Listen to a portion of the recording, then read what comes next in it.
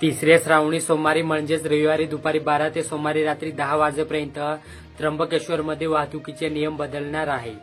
नाशिक, त्र्यंबकेश्वर आणि जव्हार मार्गे येणाऱ्या खासगी वाहनांना शहरात प्रवेश दिला जाणार नाही।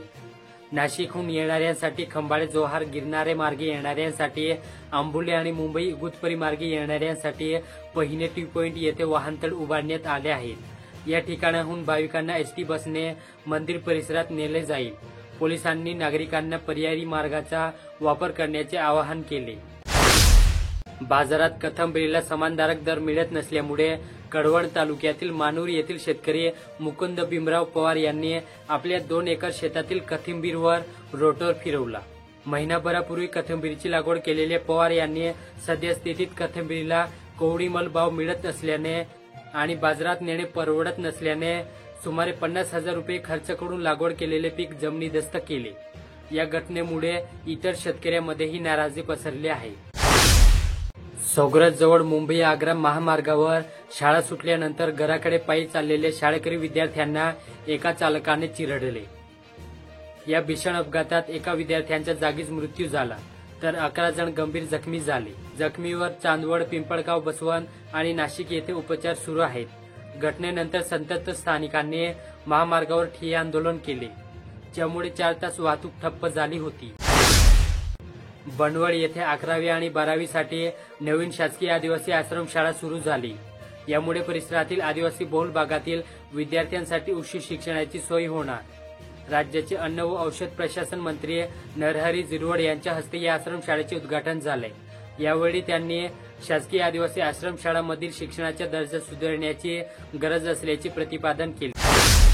वडनेर दुमाला येथे 4 वर्षाचा आयुष किरण भगत नावाचा बालक घराबाहेर खेळत असताना बिबट्याने हल्ला केला।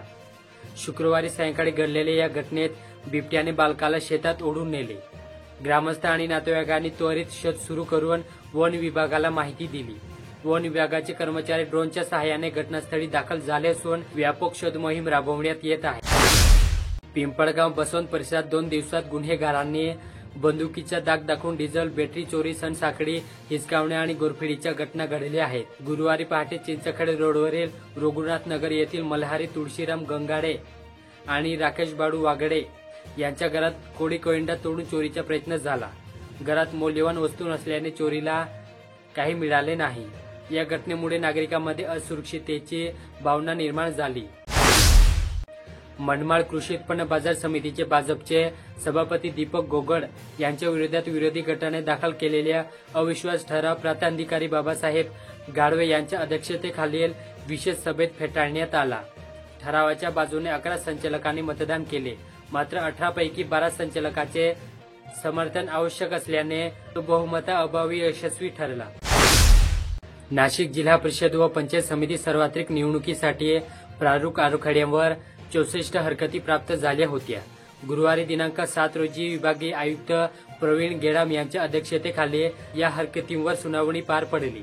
सुनावणीसाठी अनुपस्थित राहिलेल्या अर्जदारांच्या हरकती नियमानुसार फेटाळण्यात आल्या। सर्वाधिक 19 हरकती निफाड तालुक्यात आल्या होत्या। या सुनावणीनंतर आता सोमवारी दिनांक 18 रोजी प्रभाग रचना अंतिम प्रसिद्ध केली जाणार आहे।